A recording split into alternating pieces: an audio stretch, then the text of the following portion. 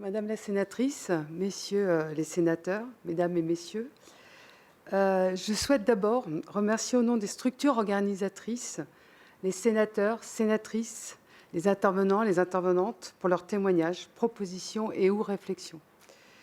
Et toutes les personnes qui ont, par leurs questions, fait avancer le débat. Je pense que vous serez d'accord avec moi, les échanges de cette journée ont été riches, intenses, fructueux et constructifs. Pour ce colloque, notre objectif était de permettre à chacun et à chacune d'échanger, de s'exprimer, d'écouter, de dialoguer pour faire évoluer la situation actuelle, pour améliorer l'accès aux archives et lever les blocages existants. En effet, chacun et chacune, à son niveau, peut être confronté à un problème d'accès. À l'annonce de ce colloque, certains commentaires ont regretté que peu d'historiens, d'historiennes soient présents pour apporter leur contribution. Faut-il le déplorer? Non. Est-ce voulu? Oui. Ces commentaires émanent de personnes qui ont oublié ou méconnaissent les objectifs des services d'archives. Avant d'être un matériau de l'histoire, indispensable pour éviter une réécriture discutable, les archives sont tout d'abord collectées, classées, conservées et donc communiquées pour justifier d'un droit, celui de l'administration, mais également celui du citoyen et de la citoyenne. Il, elle, peut, non, doit pouvoir accéder aux archives. Alors nous, structures organisatrices, avons pris le parti d'inviter des historiens, des historiennes, des archivistes, mais également des juristes, des parlementaires, des élus, des citoyens et des citoyennes. Chacun, chacune a pu ainsi apporter sa contribution. Et certains d'entre vous sont à la recherche d'une vérité historique, plus personnelle, peut-être plus invisible, oubliée, mais elle aussi, selon nous, fait partie de l'histoire, avec un grand H. Au vu des échanges d'aujourd'hui, on peut considérer que notre système d'accès aux archives n'est pas le plus démocratique, le plus citoyen possible. On peut se demander qui doit lever le secret, qui doit prouver que pour le bien de tous et de toutes, le secret doit être gardé. L'État, l'archiviste. Pendant de nombreuses années, par sa formation, l'archiviste se considérait comme le gardien des secrets de son administration, de sa structure, face aux citoyens et aux citoyennes, qui souhaitaient accéder à tout et tout de suite. Heureusement, les choses évoluent. Je voudrais ici rappeler une citation. Alors, je rassure Sylvie, elle ne vient pas d'un certain nom. C'est la citation de Howard Zinn, qui, dès 1970, proposait aux archivistes, lors du congrès de la Société des archivistes américains, de mener une campagne pour la levée du secret défense. S'il doit y avoir de rares exceptions, laissons la charge de la preuve peser sur ceux qui exigent le maintien du secret et non, comme aujourd'hui, sur le citoyen qui veut être informé. Avec cette citation, on note que le débat n'est pas nouveau. Elle date de 1970. En conservant le système actuel, c'est celui qui classifie qui permet l'accès aux archives. Il est donc juge et partie, on en a parlé tout à l'heure. Ne faut-il pas changer ce système? Une nouvelle entité indépendante serait la solution pour analyser et juger de la pertinence ou non d'imposer et de maintenir le secret, les secrets. N'oublions pas que le secret défense n'est pas le seul secret que la réglementation protège. Un équilibre doit être trouvé entre tous les acteurs. Une chose est certaine, celui qui impose le secret ne devrait pas être celui qui a le pouvoir de le lever. Mais ce colloque ne portait pas que sur le secret défense. Et nous souhaitions aller plus loin, au-delà de ce dit secret, pour plus de démocratie. Cette instance indépendante aurait aussi à intervenir sur toute la chaîne archivistique. Donc, à savoir, parce que c'est un terme très archivistique, de la collecte à l'accès. Donc, collecte, classement et conservation, et donc accès par la suite. Puisqu'il n'y a pas d'accès sans collecte préalable. et pas uniquement dans le domaine des archives publiques. Après ce colloque, après les dernières mobilisations, il ne faut pas en rester là. Il faut continuer à se mobiliser, à intervenir chacune à notre niveau, pour revenir aux principes posés par la Révolution française. Je voulais simplement vous indiquer aussi que la mobilisation qui a commencé l'année dernière se poursuit avec plusieurs personnes qui ont eu la volonté de créer une association Archives et Citoyenneté. Si vous souhaitez y participer, envoyez un message à l'adresse contact@rn2a.fr et nous les transmettrons au groupe de création de cette association. Et je vais, pour finir, me permettre de citer l'historien Tramor Kemener. Une démocratie se mesure notamment à sa politique en matière d'archives, car il s'agit de la mémoire d'une nation. Voilà. Je vais laisser maintenant la parole à Madame Sylvie Robert.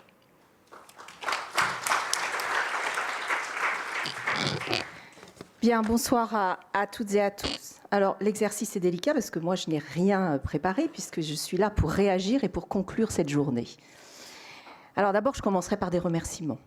Je ne sais pas si ce sera une grande conclusion parce que je n'en ai pas la prétention, mais en tout cas, ce sera la conclusion d'un grand colloque ou d'une grande journée de colloque.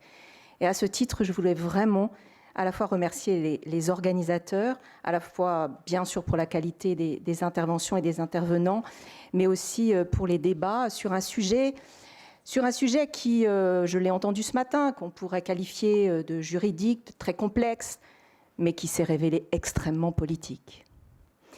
Donc, c'est un premier point que sont ces remerciements et vraiment, je pense que cette journée, et vous l'avez dit, Madame la Présidente, en appelle d'autres.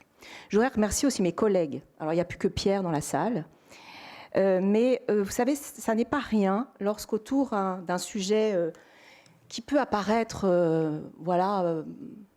pas si important que ça quand il arrive au détour d'une loi, presque pas un cavalier législatif, mais un article comme ça, on débat de la question des archives, eh bien, on peut se mobiliser, toutes les familles politiques du Sénat, mais aussi les membres de la commission. Et c'est vrai que Pierre et moi faisons partie de la commission culture, nous sommes tous les deux vice-présidents, et quand il s'agit de défendre un certain nombre de grands principes qui sont liés singulièrement, mais pas seulement, à la question des libertés, en tout cas, vous pouvez nous trouver présents et engagés. Et je crois que ce sera en tout cas notre responsabilité, cher Pierre, au niveau de la présidence, au niveau en tout cas avec notre président Lafont, que vous avez entendu ce matin, et au sein de la commission de culture, de pouvoir continuer nos travaux et en tout cas les engagements qui seront les nôtres pour poursuivre les débats. Parce qu'en fait, ces débats, on l'a vu, ils ont fait intervenir des juristes, des archivistes, des historiens, des responsables politiques, des associations, ça touche les citoyens. On voit bien que c'est une multitude d'acteurs qui prouvent une fois encore que ce sujet est éminemment politique parce que forcément, il touche des questions de société et il touche les citoyens. Alors, on a parlé de beaucoup de démocratie aujourd'hui. Ce mot a été beaucoup cité, et c'est tant mieux. On a beaucoup aussi parlé de citoyenneté, un peu moins, mais quand même, de transparence, une fois. C'est important, la transparence, parce que derrière la transparence, il y a de la confiance. Et c'est vrai que là aussi, c'est le gage d'une démocratie qui se porte bien. Et c'est vrai qu'on est souvent, avec Pierre, engagé sur la question des données. J'y reviendrai. On l'a fait sur Parcoursup, mais c'est aussi une question de transparence et donc de confiance. Mais aussi forcément de diplomatie, puisqu'on a traité un sujet spécifique. Donc forcément, toutes ces questions avaient une portée politique très importante, mais aussi une portée symbolique très puissante. Et je voudrais à ce titre aussi remercier toutes les personnes qui ont témoigné, parce que ça aussi, c'était extrêmement important pendant cette journée. Alors, le bilan d'un an de la loi PATR, bon, on voit bien qu'il y a encore beaucoup de travail. On verra les modalités par lesquelles on pourra continuer, parce qu'on a des outils au sein de la commission. On peut faire mission d'information, on peut faire un débat de contrôle, on peut interpeller les ministres. Voilà, on a à notre disposition un certain nombre forcément d'outils qui peuvent nous permettre en tout cas de voir en termes d'application, même si les questions écrites restent sans réponse, on peut continuer en tout cas à se mobiliser sur le sujet. Cependant, ce que je veux retenir, c'est quand même, et on se le dit à chaque texte législatif, mais je trouve qu'au Sénat, nous avons cette vigilance-là en permanence, c'est de bien écrire la loi. On dit beaucoup, et moi je suis sénatrice depuis 2014, je reviendrai sur la loi LCAP, la loi Création, Architecture et Patrimoine. C'est vrai que je suis intervenue sur la question des archives avec beaucoup d'entre vous qui nous ont aidés parce qu'on a intégré la notion de document, de données, et là c'était vraiment très important. C'était une loi qui nous a permis d'avoir 2 lectures dans chaque chambre. On a mis 1 an, mais on a vraiment bien travaillé. Malheureusement, depuis un certain nombre d'années, on n'a plus qu'une seule lecture, et je trouve que ça perd en tout cas, je dirais, en rigueur, pas seulement légistique, mais aussi, c'est Émilie Cariou qui le disait elle-même, hein, elle a été députée en exigence, en tout cas, à la fois dans la fabrique de la loi, mais aussi dans son écriture, parce qu'on voit très bien derrière que le pouvoir réglementaire est toujours là pour interpréter. Et quand on n'est pas suffisamment précis, forcément, ça peut laisser libre cours à un certain nombre d'interprétations. Quand d'ailleurs, parce qu'on l'attend, hein, je peux vous dire que sur la loi LCAP, tous les décrets et les circulaires ne sont toujours pas parus, c'était 2016. Hein, donc imaginez. Hein. Mais en tout cas, voilà, ça appelle, et ce que j'ai entendu aujourd'hui, ça appelle encore plus à notre vigilance de législateurs, de garantir effectivement la bonne application de ces textes. Et c'est vrai que la notion de garde-fou est extrêmement importante. Et je pense que dessiner un cadre avec des garde-fous, ça nous permet aussi derrière de pouvoir, en tout cas, en garantir sa bonne application. Et puis, parce que tout au long de cette journée, on a navigué. Et ça, finalement, c'est un peu... on le voit sur beaucoup de textes, et pas seulement hein, sur des textes liés au terrorisme, à la justice. On est tout le temps à s'interroger sur le bon curseur à mettre entre sécurité et liberté. Et en fait, c'est ce qu'on a fait aujourd'hui, en se disant que là, par contre, sur la question de la sécurité, on a été un petit peu trop loin et qu'il faudrait quand même revenir un petit peu sur la question de liberté. Liberté, communicabilité, enfin, voilà, c'était le thème de cette journée. Mais c'est aussi extrêmement important parce que derrière, il y a le droit des citoyens. Et ça, c'est en tout cas un sujet qui est extrêmement important pour nous, en tout cas à la fois en tant que législateur, mais au Sénat, qui a aussi une tradition sur la question des libertés et de ces droits-là. Alors, c'était des sujets, on l'a bien vu, ce sont des sujets sensibles, je disais, de portée politique extrêmement forte, de portée symbolique extrêmement puissante, parce que forcément, ils touchent à notre mémoire, à l'histoire, et puis, voilà, ils touchent à ce qui est constitutif aussi de nos existences, et ça, pour ça, il ne faut jamais l'oublier, et je crois que ça a été aussi dit plusieurs fois. On a bien vu que c'était une question d'intérêt général, et donc que cette question-là nous concerne toutes et tous, à la fois responsables politiques, mais aussi citoyens. Alors, la dernière table ronde nous a montré qu'il y avait encore beaucoup de travail à faire. J'ai entendu, je le cite, hein, un défenseur, alors, autorité indépendante, un défenseur des archives, une instance de contrôle, la nouvelle composition de la CNDN, une révision de la loi 2008. Il y a du boulot hein, quand même. Hein. Je n'ai pas d'avis arrêté, je dois vous avouer. Je ne suis pas sûre pour le défenseur des droits. Je le disais à Pierre, je ne suis pas convaincue. Mais tout ça est très intéressant parce que ça nous permet aussi... je suis assez sensible à la révision de la loi 2008. J'en ai ras-le-bol des véhicules législatifs qui portent des articles où à un moment on légifère par petits bouts et on n'a plus du tout de vision globale de ce qui constitue en tout cas un sujet comme celui des archives. Et moi qui suis... et j'ai là aussi eu la chance d'être au Sénat, mais ça n'est pas loin d'être l'auteur d'une loi sur les bibliothèques. Je n'ai cessé de dire il y a une grande loi sur les archives, il y a une grande loi sur les musées, il n'y a jamais eu de loi sur les bibliothèques, il faut qu'on fasse une loi sur les bibliothèques. J'ai réussi, et je me dis qu'un jour, il faudra, je ne serai plus là, hein, mais que forcément elle soit révisée parce que le temps passe, et vous avez raison, moi je suis assez sensible au fait qu'à un moment, sur des lois aussi fondamentales, sur des grands principes aussi fondamentaux, on puisse se donner le temps, je dis bien le temps, la réflexion pour travailler sur l'ensemble des problématiques qui concernent ce sujet. Ça fait partie forcément de sujets spécifiques comme ce qu'on a travaillé aujourd'hui. Mais, et là, je me tournerai vers vers vous, Madame, parce que je sais que la question des collectivités territoriales et des archives, et beaucoup dans cette salle, vous intéresse. Moi, j'y suis arrivée parce que j'ai été élue locale à Rennes et que la question des archives, c'était important. D'ailleurs, je me posais toujours la question de savoir pourquoi les archives et les bibliothèques n'étaient pas intégrées dans une réflexion de politique publique beaucoup plus globale, là aussi. Il y avait les archives, les bibliothèques et puis le reste. Je le dis parce que j'avais mon ancien directeur.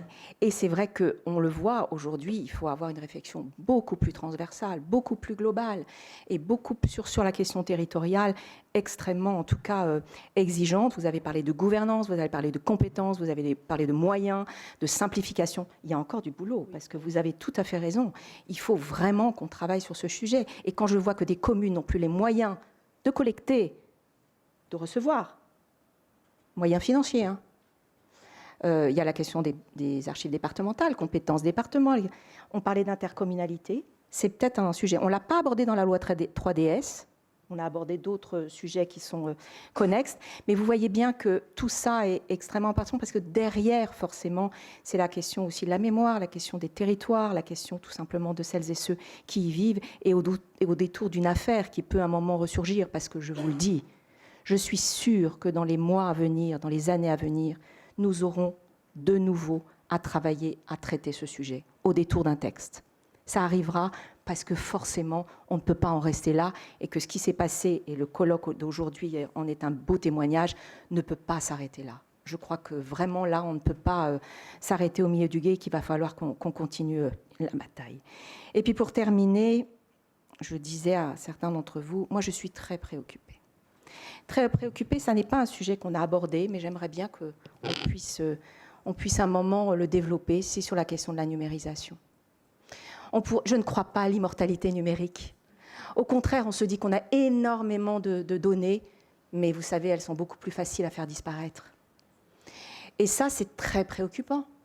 Parce que la question, alors je suis peut-être déformée parce que je suis commissaire de la CNIL et qu'à un moment, la question de la conservation, la question du stockage, la question forcément de qui va avoir accès, comment, par quel biais, il va falloir qu'on traite ce sujet.